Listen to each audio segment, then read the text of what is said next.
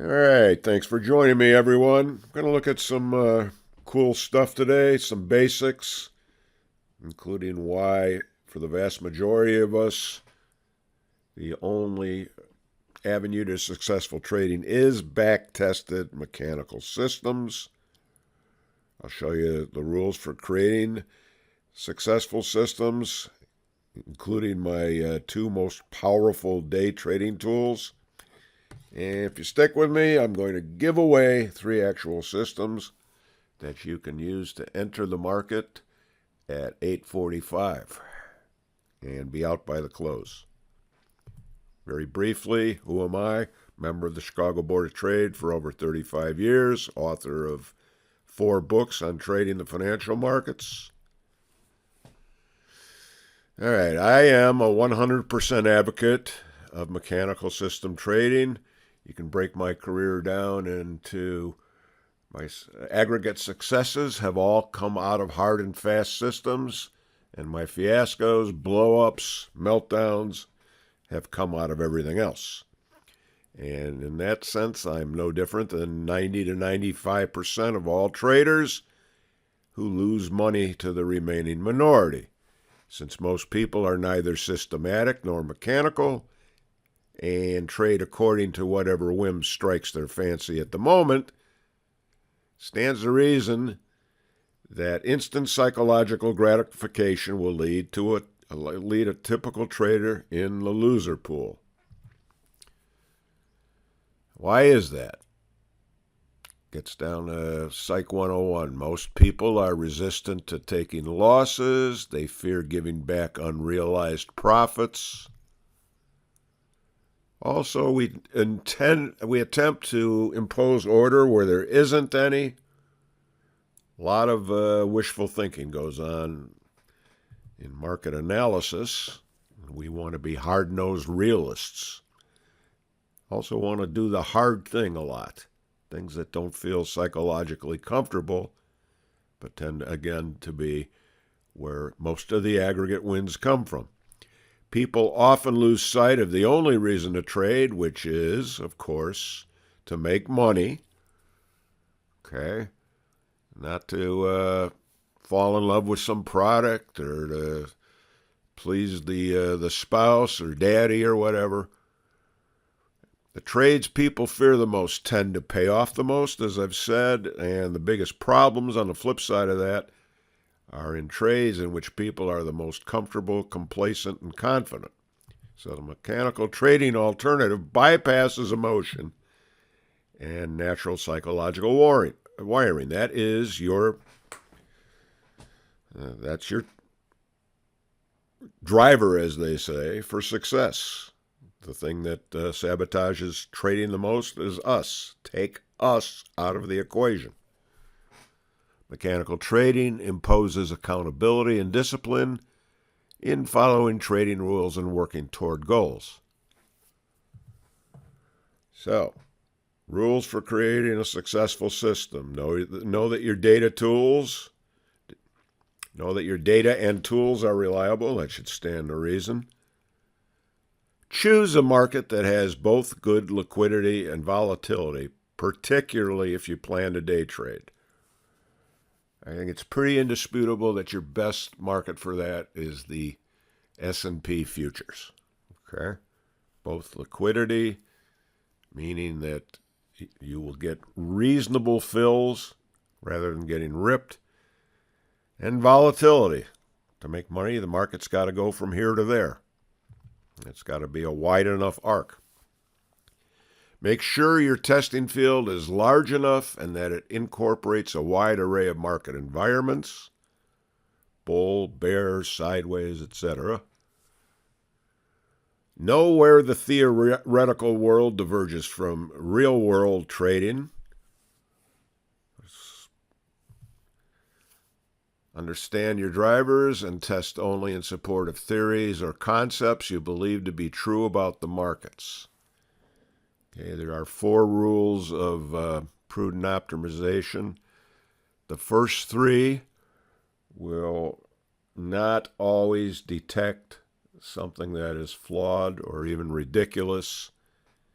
You should have some concept going into testing of what you're looking for. And don't include the last year of data in your initial testing. Okay? You can create like a virtual future by forward testing your concept in something that had no part in the jerry-rigging process. Okay? So you do all the jerry-rigging and everything up to the last year, finding your best variables, etc., and then you move it forward in the field that had no part in the testing, and that's like you're entering a virtual future. That's the idea of it. It should hold up somewhat in there.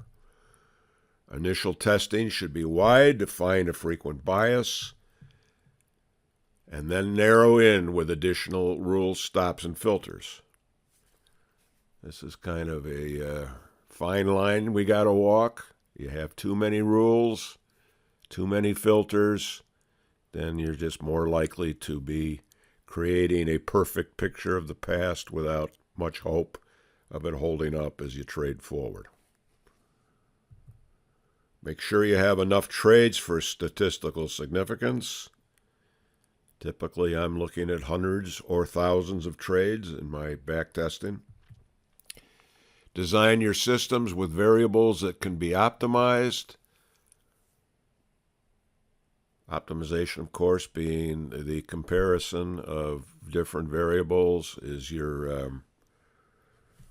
your closing average a 5-day average, a 9-day average, or whatever? That's what optimization tells you when you look at one result on top of another, and you compare and contrast and settle on the best one. But your results for the best outcomes should be in a neighborhood of similarly good numbers, not a standout diamond in the rough. Okay, you should have been testing without slippage commission because you really don't want any concept to get by you initially, but then you have to add it because it's crucial in your real-world trading. You're not always going to get the price that you're projecting in your performance summaries. You're going to have to give up ticks, and obviously you're always going to be paying commission. Test the system with the data you withheld from the past year. That's your virgin data. Apply it to that. The return on account is the best measure of a system, but all components of your performance summary should range from reasonable to exceptional. Return on account is your net profit divided by the worst drawdown you experienced during the testing field. Okay? And the result is a percentage that you would have made, that your account would have increased had you started with your worst drawdown amount. This is what I almost always test for. I find it more valuable than net profit because it gives you expected results in relative terms, not only what you wind up making at the end of the testing, but the pain that you had to endure in getting there. I like to give the example of which system would be better, one that made $100,000 in the performance summary with a $40,000 worst drawdown, or one that made $60,000 with a $9,000 worst drawdown. Well, obviously, it's the second one because you do better on both ends. If you were to trade two contracts, let's say, on the second system, you would have made $120,000 versus the 100, with only an $18,000 worst drawdown on both contracts versus 40 on one contract. So, return on account. Examine your trade list and periodical returns to make sure your gains are dispersed more or less evenly throughout the data field. Okay. Some theoretical systems perform by making like 95% of their profits in and around a 2-week crash. Big market crash followed by a V return to the upside, 2 trades, All the profits are there, and the rest of the 10-year study say is just put and take. Well, that's not a good system, because the problem with an isolated trade is you can just as likely be wrong as right the next time. I came in right on Black Monday, and I came in wrong on the 9/11 attacks. You're going to see losing periods somewhere in your data, but you want it to be overall a fairly smooth ride. Look for similarly positive results in other markets, particularly closely related ones. In other words, if I had a barn-burning result in the S&P, I still wouldn't trust it if it blew up in the Dow or the NASDAQ. Wouldn't want to trade a system like that if I was getting net loss results in those markets. An ideal goal for trading multiple systems should be low correlation between them. If you're trading two systems that are pretty much getting you long or short at the same time, so that's just another way of increasing your contract size. That's not what you're looking for. And then have a plan for computer, internet, and technical problems. They come up all the time, trust me. You'll never stop living with them. Have your desk phone numbers on quick dial, etc. Go back and double check everything. This has been my mindset forever, even back in the days when I was looking at open, high, low, close data on printout sheets and recording results in a notebook. I do the whole process all over a second time in a second notebook. We're only talking about, our alleged livelihoods here, right? No cutting corners. All right, so what are the S&P mini futures, my market of choice? They track the underlying S&P 500 index. They're 1/5 the size of the now delisted standard size S&P 500 futures contract. There is no physical delivery, cash settlements. S&P is one of the highest volume futures contracts, as we touched on before. That's where exceptional liquidity comes from. A minimum tick is 1/4 of a full point. A full point is worth $50 a contract. There's 4 ticks in a point, each worth $12.50. Contracts trade in 4 months of the year: March, June, September, and December. Why choose the S&Ps? As we've said, high volume, which means better fills. Volatility means increased trading opportunity. You want your arcs to be wide. High volume and volatility are good for day trading in particular. All right, testing concepts. A historic data field will let you backtest trades from a device strategy code. If the result is a suitably robust aggregate profit, the plan is to actually trade it. Here's what's key: exactly as it was applied to the data field. Okay. You'll find almost inevitably that you're going to be tempted to just make a slight adjustment out of judgment, not out of anything that's a rule that you've isolated, thinking, what harm can that do? It's very slight. Well, chaos, okay? If you're not trading 100% mechanically, you're not trading mechanically. You will likely have several choices in sizing your system rules. One of the biggest steps will be optimization, which determines the best variables for your system. Okay, I'm going to give you what are my 2 hands down best indicators in my day trading. First of all, the 8:30 a.m. Central Time day session open is a great demarcation line. You want to be more inclined to be long when above it and short when you're below it. I frequently assert that whatever system you're using, if you just cut out the trades where you entered a long underneath that 8:30 price or entered a short above it, you would probably improve your performance.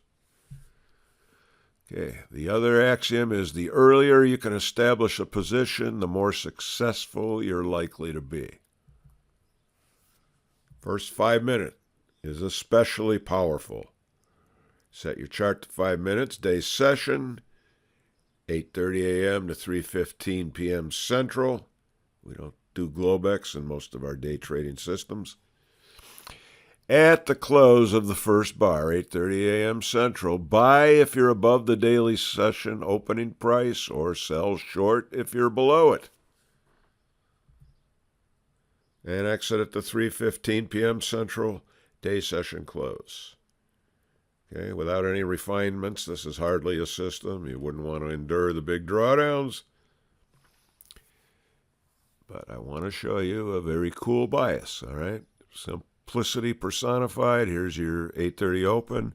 First 5 minutes clearly went below it. Go short. Here's your daily open. First 5 minutes went above it. Go long.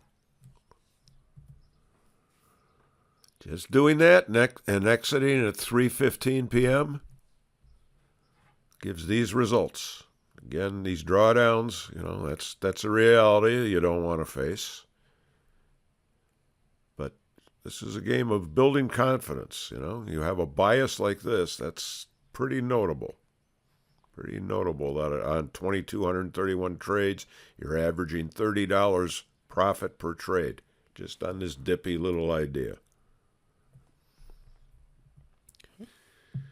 All right. So to further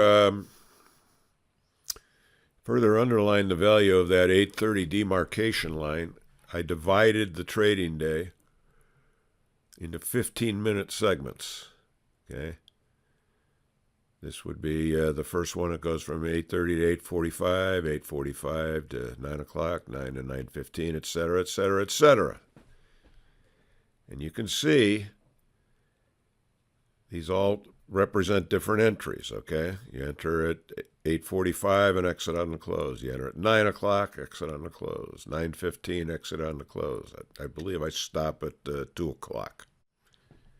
All right, next we have the one disappointing market, the Dow, which is kind of among the five major stock-related U.S. index futures markets.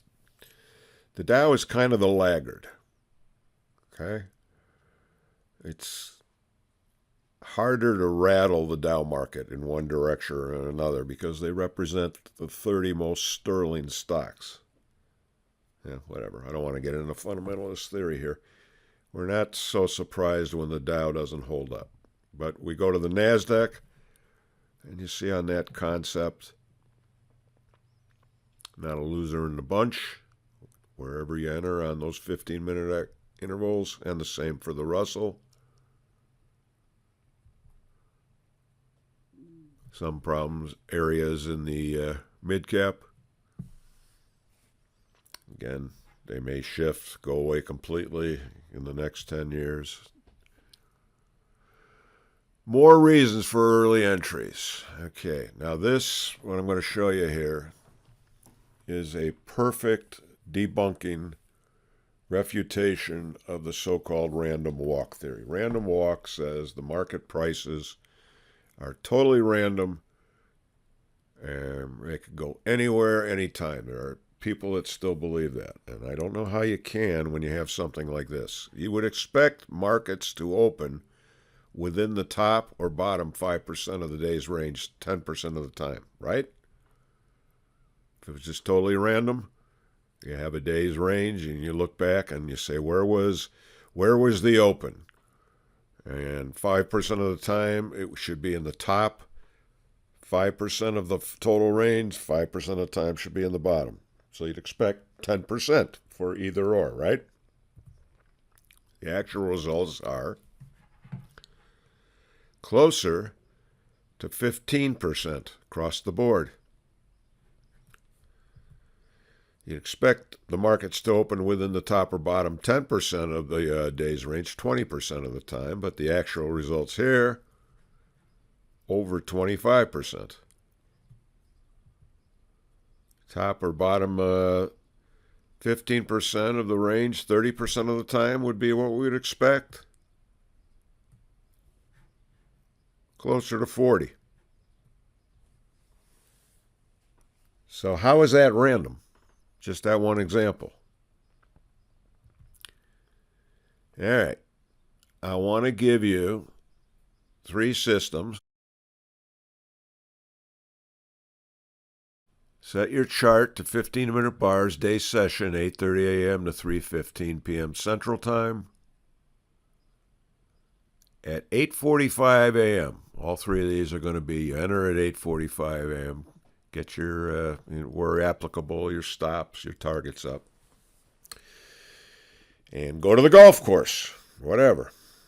At 8:45 a.m., if the open is within 7 ticks of the low, just short of 2 full points, and the open is more than 7 ticks from the high, go long.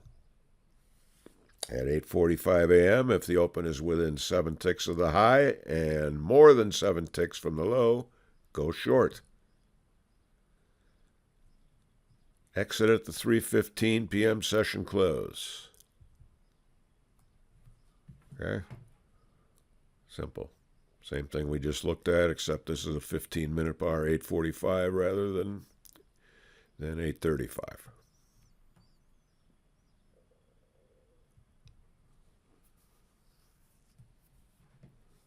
Okay, this is almost manageable.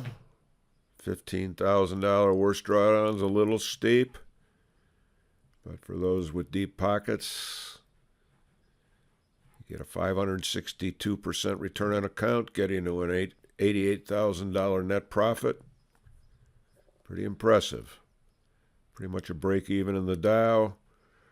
The other 3 hold up. All right. Second system.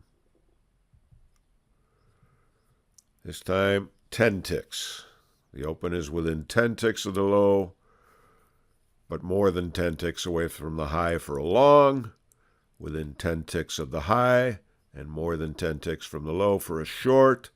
This time, we're going to put in profit target and stop loss, both $500. 10 full points, 40 ticks.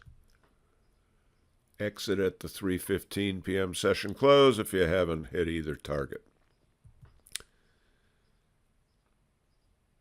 Okay. This is all just a repeat of what you've seen. This is the result in System 2. The return on account is actually a little worse. Sometimes you find this, that stop losses, even though they're a good idea because you don't want your stops to run to infinity, but they often tend to decrease performance in theoretical trade. But you do have more consistency. You can see the Dow is now a winner along with the rest of them. You got a Russell that's pretty close performance-wise to the S&P. And it's always nice to have that stop protection. All right, for System 3, we're again going with 10 ticks. 10 ticks within the low, more than 10 ticks from the high is a long, 10 ticks from the high, but more than 10 ticks from the low is a short. We're going with the $500 stop loss only, but here's the real difference. We are exiting at 11:45 a.m. instead of 3:15.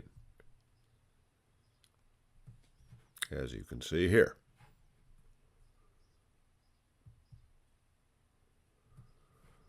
Now you got your best return on account in the S&Ps on this system. You've got a very manageable drawdown.